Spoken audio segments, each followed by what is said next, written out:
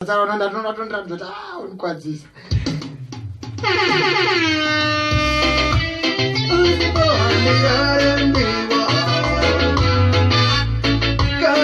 one is my last tune. Done by the one Don Dada. Straight outer. Durban, South Africa. Reggae music this.